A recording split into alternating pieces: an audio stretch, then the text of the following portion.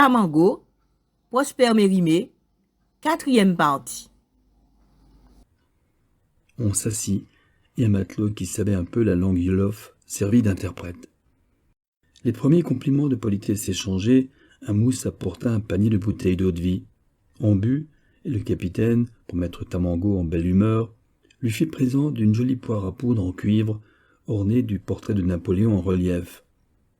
Le présent accepté avec la reconnaissance convenable, on sortit de la case, on s'assit à l'ombre en face des bouteilles d'eau-de-vie, et Tamango donna le signal de faire venir les esclaves qu'il avait à vendre.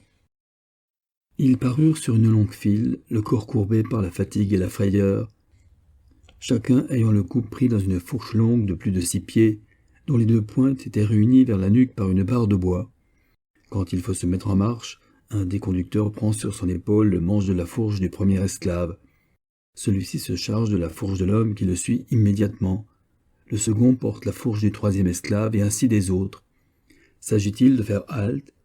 Le chef de file enfonce en terre le bout pointu du manche de sa fourche et toute la colonne s'arrête. On juge facilement qu'il ne faut pas penser à s'échapper à la course, quand on porte attaché au cou un gros bâton de 6 pieds de longueur. À chaque esclave mâle ou femelle qui passait devant lui, le capitaine haussait les épaules, trouvait les hommes chétifs, les femmes trop vieilles ou trop jeunes, et se plaignait de l'abâtardissement de la race noire. « Tout dégénère, disait-il, autrefois c'était bien différent. Les femmes avaient 5 pieds 6 pouces de haut, et 4 hommes auraient tourné seuls le cabestan d'une frégate pour lever la maîtresse ancre. » Cependant, tout en critiquant, il faisait un premier choix des noirs les plus robustes et les plus beaux. Ceux-là, il pouvait les payer au prix ordinaire, mais pour le reste, il demandait une forte diminution. Tamango, de son côté, défendait ses intérêts, vantait sa marchandise, parlait de la rareté des hommes et des périls de la traite. Il conclut en demandant un prix, je ne sais lequel, pour les esclaves que le capitaine Blanc voulait charger à son bord.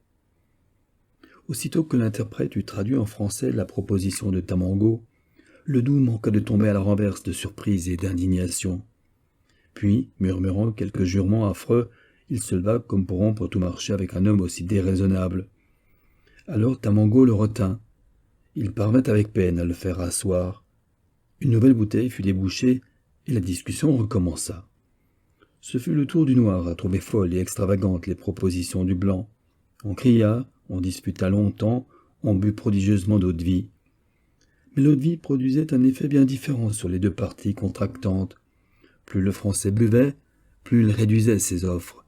Plus l'Africain buvait, plus il cédait de ses prétentions. De la sorte, à la fin du panier, on tomba d'accord. De mauvaises cotonnades, de la poudre, des pierres à feu, 3 barriques d'eau-de-vie, 50 fusils mal raccommodés, furent donnés en échange de 160 esclaves. Le capitaine, pour ratifier le traité, frappa dans la main du noir plus qu'à moitié ivre, et aussitôt les esclaves furent remis aux matelots français qui se hâtèrent de leur ôter leurs fourches de bois pour leur donner des carcans et des menottes en fer, ce qui montre bien la supériorité de la civilisation européenne. Restait encore une trentaine d'esclaves.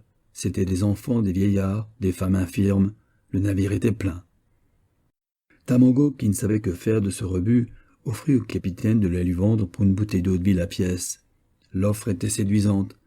Ledoux se souvint qu'à la représentation des vêpres siciliennes à Nantes, il avait vu bon nombre de gens gros et gras entrer dans un parterre déjà plein et parvenir cependant à s'y asseoir en vertu de la compressibilité des corps humains.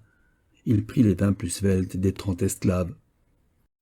Alors Tamango ne demanda plus qu'un verre d'eau-de-vie pour chacun des 10 restants. Ledoux réfléchit que les enfants ne payent et n'occupent que demi-place dans les voitures publiques. Il prit donc 3 enfants. Mais il déclara qu'il ne voulait plus se charger d'un seul noir. Tamango, voyant qu'il lui restait encore 7 esclaves sur les bras, saisit son fusil et coucha en joue une femme qui venait à la première.